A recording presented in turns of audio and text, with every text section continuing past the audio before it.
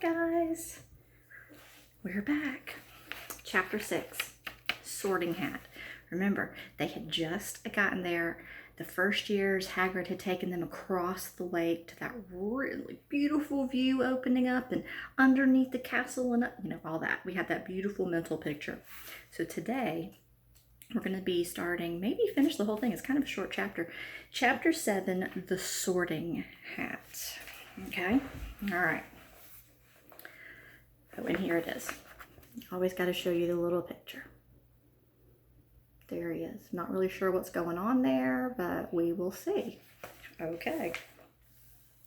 The door swung open at once, because that was the last thing we left off. Hagrid was like, bang, bang, bang on the castle door.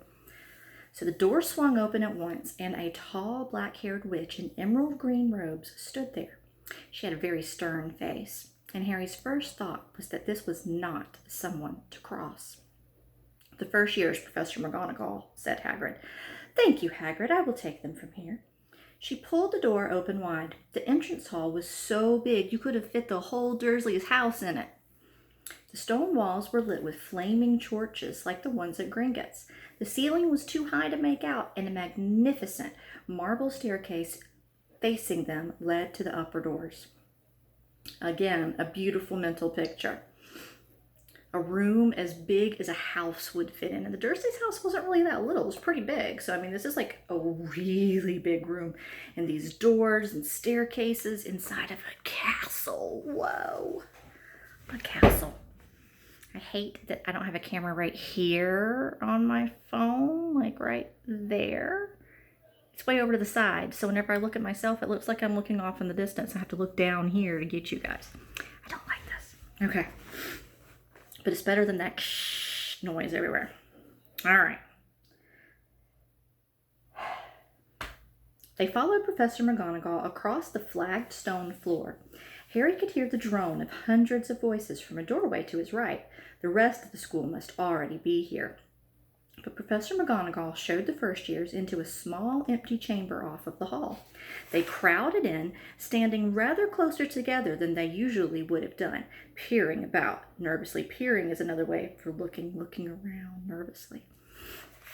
Welcome to Hogwarts, said Professor McGonagall. The start of term banquet will begin shortly. I lost my place. It happens. Okay, there we go. The start of the year banquet will become... Now I can't read. Blah, blah, blah, blah, blah, blah. Restart. Welcome to Hogwarts, said Professor McGonagall. The start of term banquet will begin shortly, but before you take your seats in the Great Hall, you will be sorted into your houses. The sorting is very important, because while you are here, your house will be something like your family within Hogwarts.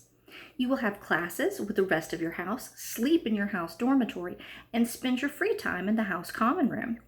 The 4 houses are called Slytherin, Hufflepuff, Ravenclaw, and Slytherin.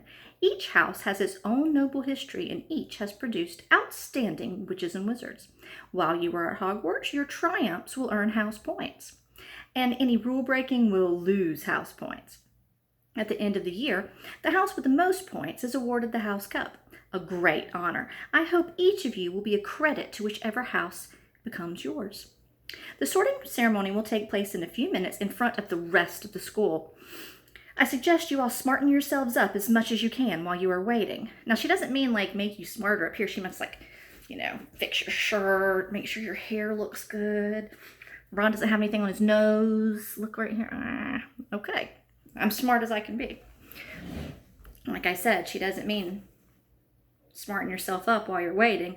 Smarten yourself up. Okay. Her eyes I still can't read. Her eyes lingered for a moment on Neville's cloak, which was fastened under his left ear, and on Ron's smudged nose, so yeah, it was still smudged. Harry nervously tried to flatten down his hair. I shall return when we are ready for you, said Professor McGonagall. Please wait quietly. She left the chamber, and Harry swallowed. How exactly do they sort us into houses? He asked Ron. Some sort of test, I think. Fred said it hurts a lot, but I'm pretty sure he was joking. Harry's heart gave a horrible jolt. A test? In front of the whole school? But he didn't know any magic yet. What on earth would he have to do? He hadn't expected something like this the moment they arrived. He looked around anxiously and saw that everyone else looked terrified too. No one was talking much except for that Hermione Granger, who was whispering very fast about all the spells she'd learned and wondered which one she needed.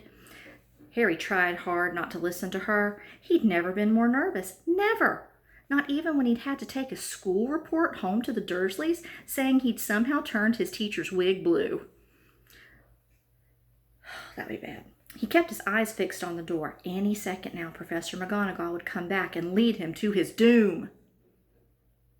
He's scared. This was a good suspense building.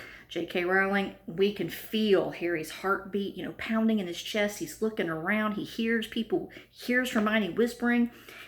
We know what he sees. He sees all these people. This is really good senses. She used the 5 senses here. There's nothing that he tastes right now, but he's going to go to a banquet, to a dinner, so he'll be tasting something then. But, we've got these other things. Then something happened that made him jump a foot in the air. Several people behind him screamed. "What the?" he gasped. And so did the people around him. About 20 ghosts had just streamed through the wall. Pearly white and slightly transparent, they glided across the room, talking to one another and hardly even looking at the first years. They seemed to be arguing. What looked like a fat little monk was saying, "Forgive and forget, I say. We ought to give them a second chance. My dear Friar, haven't we given Peeves all the chances he deserves? He gives us all a bad name. And he's not really even a ghost. I say, what are you all doing here?" A ghost wearing a ruff and tights had suddenly noticed the first years. Nobody answered. "New students," said the fat friar, smiling around at them. "About to be sorted, I suppose?" A few mutely nodded. "I hope to see you in Hufflepuff," said the friar. "My old house, "Move along now," said a sharp voice. "The sorting ceremony is about to begin." Professor McGonagall had returned. One by one, the ghosts floated away through the opposite wall. "Now, form a line," Professor McGonagall told the first years, "and follow me." Feeling oddly as though his legs had turned to lead, Harry got into line behind a boy with sandy hair, with Ron behind him, and they walked out of the chamber, back across the hall, and through a pair of double doors into the great hall.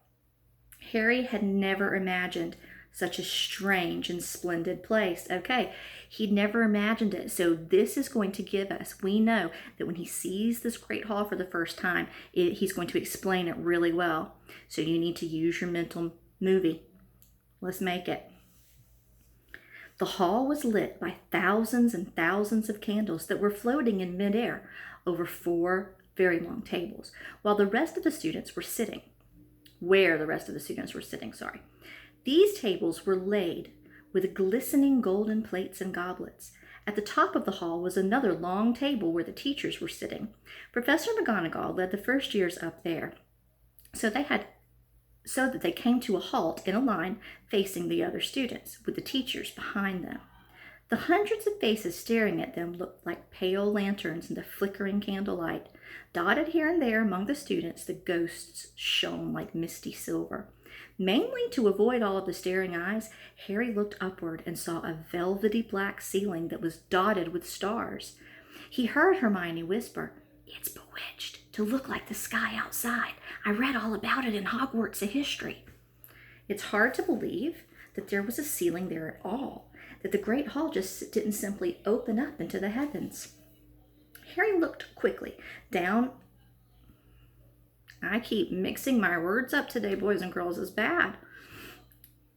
Harry quickly looked down again as Professor McGonagall silently placed a 4-legged stool in the front of the first years. On top of the stool, she put a pointed witch's hat. This hat was patched and frayed and extremely dirty. Aunt Petunia wouldn't have let it in her house. Maybe they had to try and get a rabbit out of it, Harry thought wildly. That seemed the sort of thing. Noticing that everyone in the hall was now staring at the hat, he stared at it too. For a few seconds, there was complete silence, and then the hat twitched. A rip near the brim opened up like a wide mouth, and then the hat began to sing.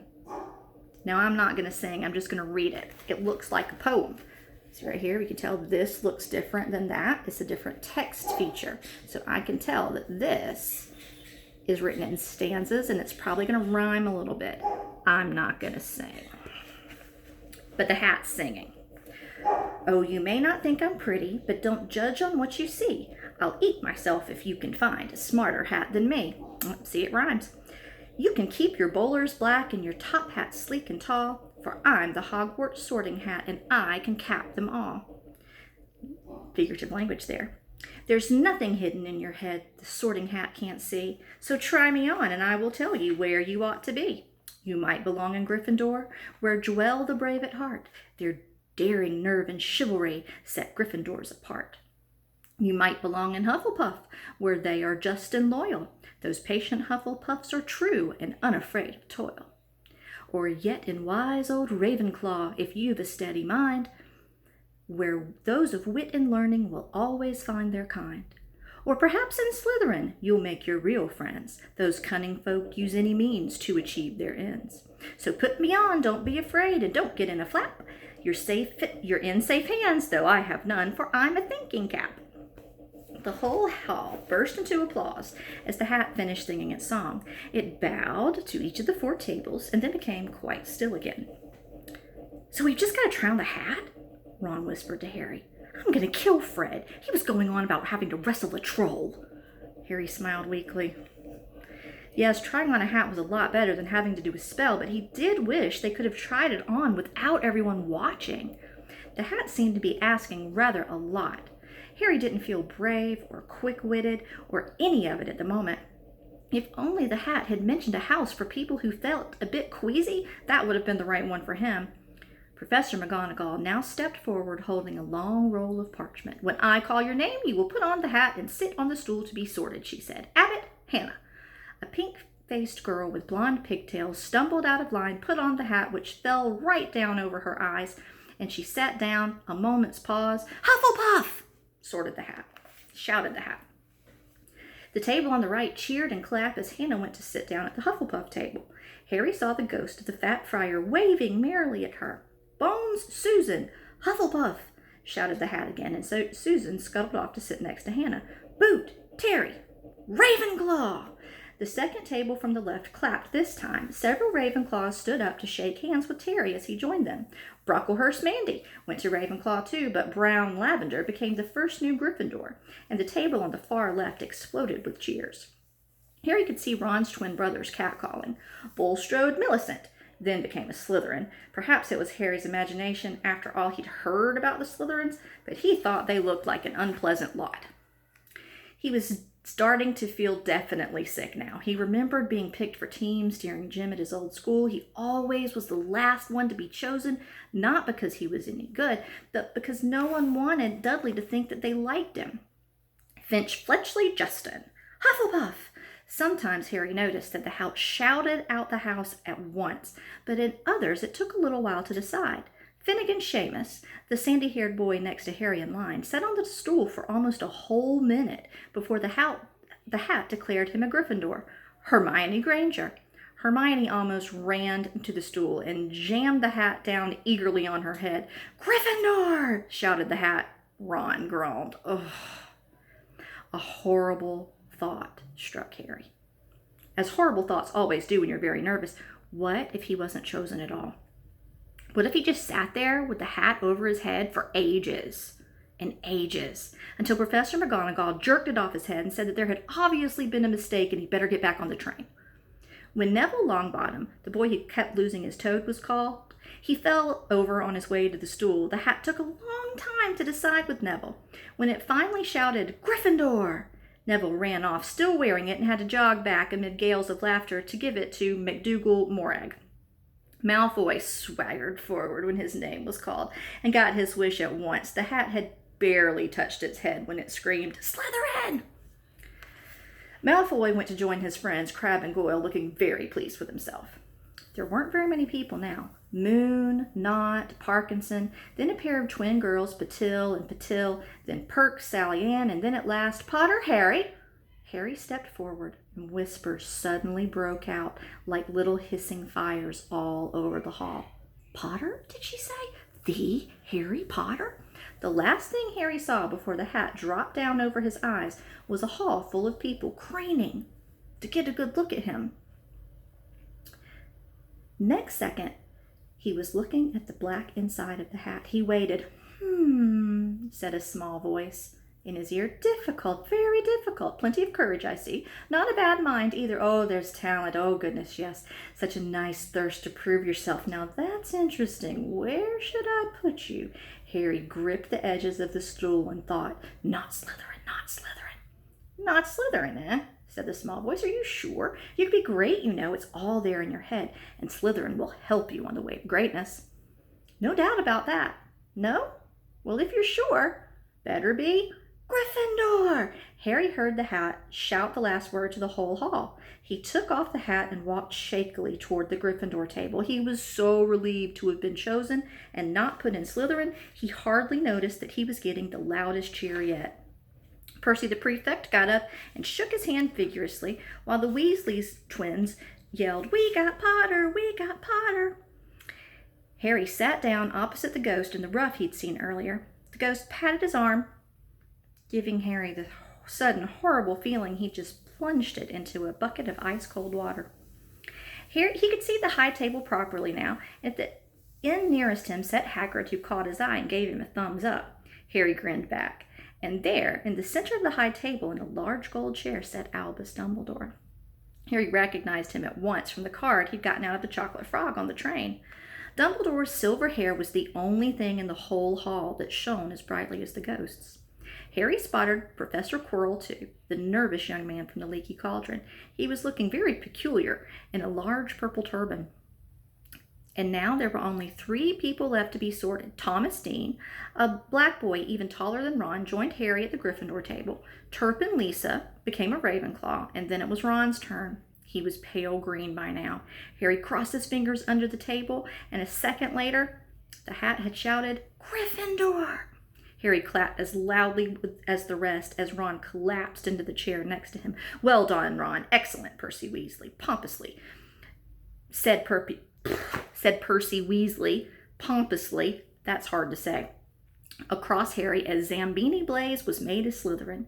Professor McGonagall rolled up her scroll and took the sorting hat away. Harry looked down at his empty gold plate. He just realized how hungry he was. The pumpkin pasties seemed ages ago. Albus Dumbledore got to his feet. He was beaming at the students, his arms open wide, as if nothing could have pleased him more to see them all there. "Welcome," he said, "to a new year at Hogwarts. Before we begin our banquet, I would like to say a few words, and here they are. Nitwick, Blubber, Oddment, Tweak. Thank you." He sat back down. Everybody clapped and cheered, and Harry didn't know whether to laugh or not. "Is he a bit mad?" he asked Percy uncertainly. "Mad?" said Percy airily. "He's a genius, best wizard in the world. He is a bit mad, yes. Potatoes, Harry?" Harry's mouth fell open. The dishes in front of him were now piled with food. He had never seen so many things he liked to eat, all on one table. Now that's where we're going to stop today because I'm almost out of time. We're going to pick up tomorrow and finish the sorting hat. It's going to be short tomorrow, though, because I think we read more than half of it, but there really wasn't a good place to stop. So when we pick up tomorrow, he's going to be feasting on all of the lovely food he wants to eat, and we're going to learn a little bit more about what life's going to be like in the Gryffindor house. Third graders, you like that, don't you? Harry got sorted into Gryffindor. Harry's a Gryffindor.